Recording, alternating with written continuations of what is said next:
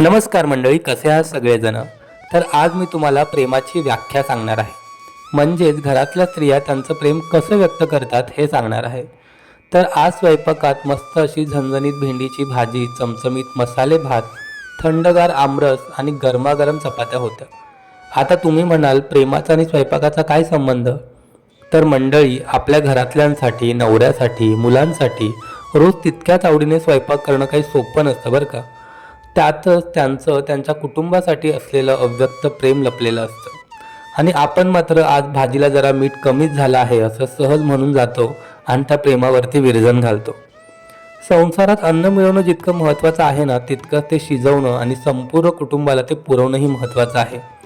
आणि तेच काम आपल्या घरातल्या स्त्रिया वर्षानुवर्ष अगदी निस्वार्थीपणे करत आल्या आहेत. मग सांगा बरं, यापेक्षा सुंदर प्रेमाची व्याख्या काय असेल? बाय द वे, आजचं हे सगळं प्रेम माझ्यासाठी नसून ते तिच्या लाडक्या नंदुबाईंसाठी आहे बरं का. असो, तुम्ही यंदाचा सीझनमधला पहिला आमरस खाल्लात का हे मला कमेंट करून नक्की सांगा. चला, आता भेटूया उद्या. Bye bye.